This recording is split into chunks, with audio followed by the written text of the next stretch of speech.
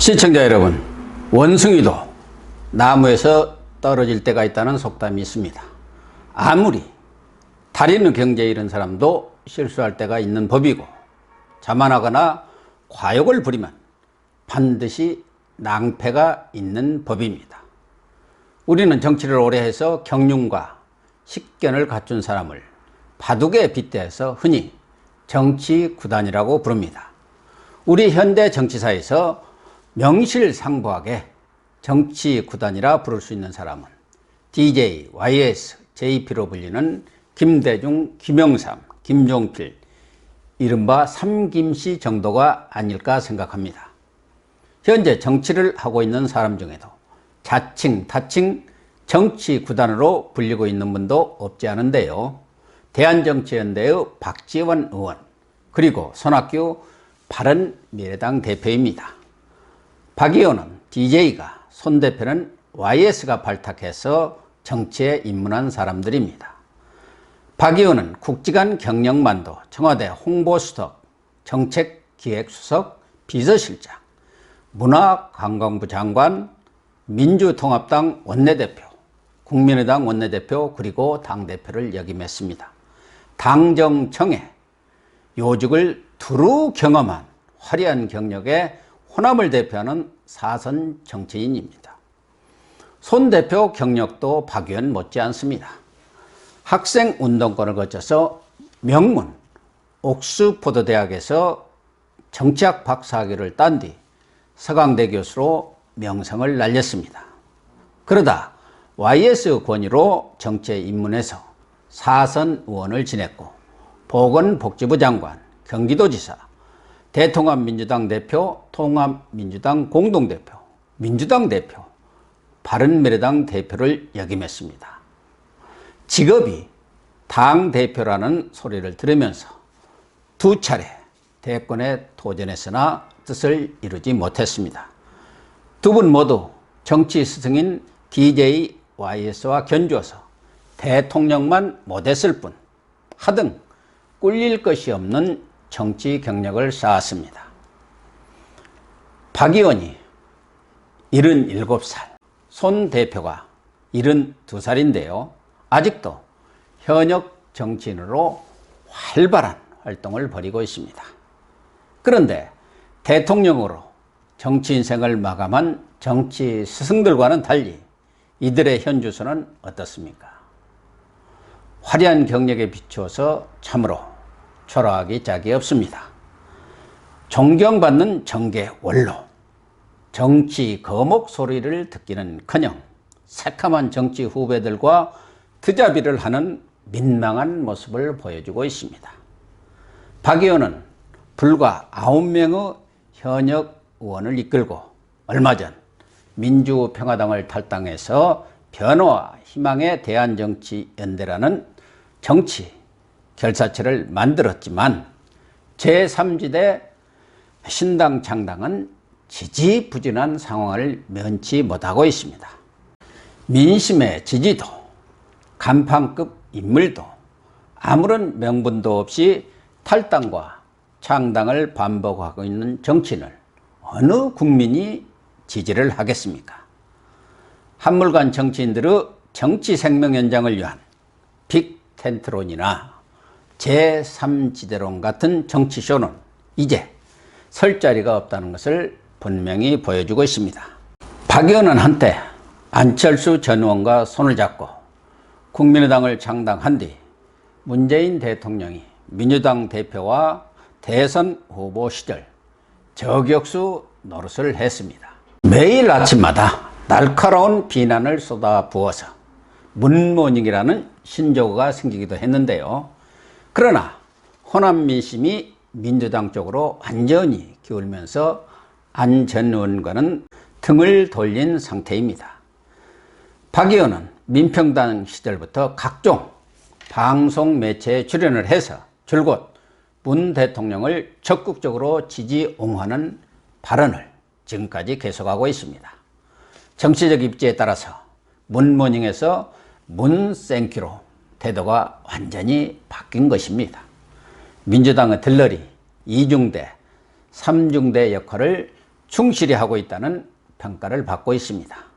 이 때문에 박 의원이 이낙연 총리 이후 호남 목사의 총리를 염두에 두고 있다는 설, 민주당과 통합이나 선거연대를 겨냥해서 안면 몰수하고 문비어천가를 부른다는 관측이 나오고 있는데요.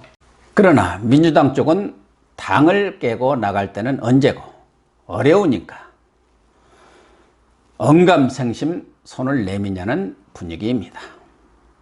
박 의원은 조국 사태 때도 한결같이 검찰개혁을 이끌 적임자라고 조국을 비유하고 나섰습니다. 조 전 장관과 가족들의 수많은 위선과 탐욕, 비리 의혹은 철저히 외면했습니다. 조 전 장관이 물러난 뒤에도 문 대통령을 의식한 듯 조국의 정치적 재기 가능성을 줄기차게 거론하고 있습니다. 급기야 지난 17일 국회 대검찰청 국감에서는 부인 정경심까지 옹호하고 나섰다가 윤석열 총장에게 면박을 당하는 망신을 샀습니다. 박 의원은 정경심 씨와 국회 선진화법 위반으로 검찰 수사선상에 오른 한국당 의원들을 비교하면서 정경심 씨를 소환 조사도 하지 않고 기소한 것은 과잉 기소라고 주장했습니다. 그러면서 소환 조사에도 응하지 않고 있는 야당 의원들도 기소할 것이냐고 추궁했습니다. 윤 총장이 수사 중인 사건이고 곧 조사 결과가 나올 테니 좀 기다려 달라 이렇게 답변을 했음에도 불구하고 정경심 씨를 비호하는 듯한 발언을 계속 펴다가 윤 총장으로부터 국정감사라는 공개된 자리에서 특정인을 여론상 보호하려는 발언을 계속하지 말라는 핀잔을 들었습니다. 시효 만료를 앞두고 불가피하게 긴급히 기소한 정경심과 이제 막 수사를 시작한 야당 의원들의 정치적 행위를 동일 선상에서 비교하는 억지를 펴다가 거꾸로 피감 기관장인 윤 총장에게 크게 한 방을 먹은 꼴입니다. 박 의원은 정치 구단이 검사 10단에게 졌다고 너스레를 떨기도 했는데요. 팔순을 목전에 두고 있으면서 정치 구단으로 통하는 박 의원이 염치불구하고 문 대통령을 두둔하는 차원을 넘어서 조국 부부 구하기까지 올인하고 나서는 깊은 속셈과 전략은 무엇일까요? 참으로 궁금합니다. 손 대표의 사정은 더욱 딱합니다. 지난해 지방선거 참패 이후 공동대표직에서 물러난 바른미래당 창업주인 유승민, 안철수 씨가 임시로 당 관리를 손 대표에게 맡긴 것은 삼척동자도 아는 사실입니다. 그런데 대표직을 꿰찬 손 대표는 마치 집 관리인을 시키더니 집 주인 노릇까지 하겠다고 나선 모양새입니다. 물론 손 대표가 올 10월까지 지지율 10%를 올리겠다는 공언을 지켰더라면 아무 문제가 없었겠죠.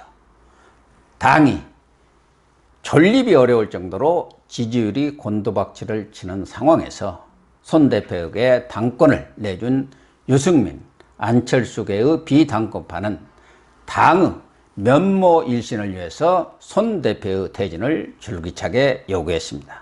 그러나 손 대표가 거부하면서 당은 4분 오열되고 당권파와 비당권파 간 이전투구로 난장판이 되어가고 있습니다. 비당권파는 급기야 유승민 의원을 대표로 하는 비상행동이라는 당내당 형태의 정치 결사체를 만들면서 한 지붕 두 가족 체제에 돌입을 했습니다. 당 주도권 다툼을 벌이는 과정에서 온갖 꼼수와 수수가 판을 치는 추한 모습을 연출하기도 했습니다. 손 대표는 지금은 탈당한 이현주 의원으로부터 찌질이라는 소리를 듣기까지 했습니다. 자신이 장관, 도지사, 당대표를 하던 시절에 정치 입문도 하지 않았던 정말 자식 같은 정치 후배, 당 소속 의원들에게 차마 입에 담지 못할 험한 소리를 듣는 수모를 당하기도 했습니다.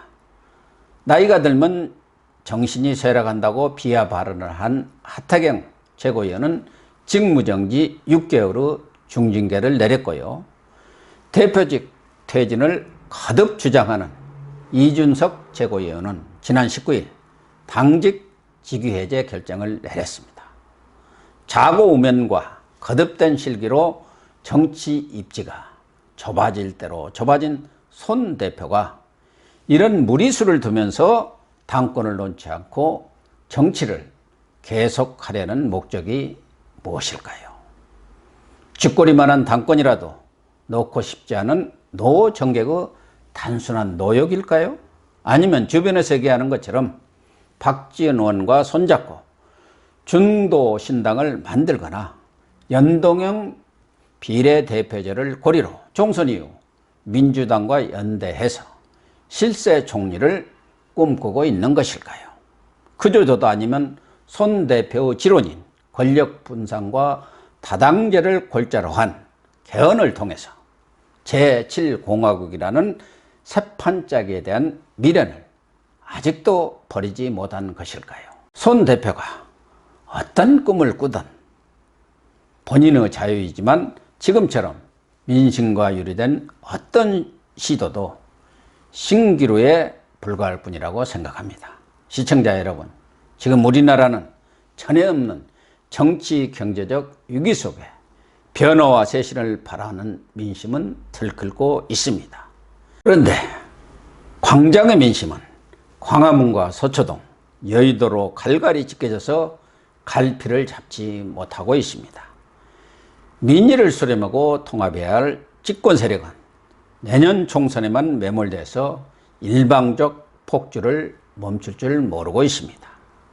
대안 세력인 제1야당의 대표는 아직 초보 운전티를 벗어나지 못한 모습이고요. 정치 달인이라는 군소야당의 정치 구단들은 국리민복보다는 자신의 생존을 위한 권모술수에 등한 모습만 보여주고 있습니다.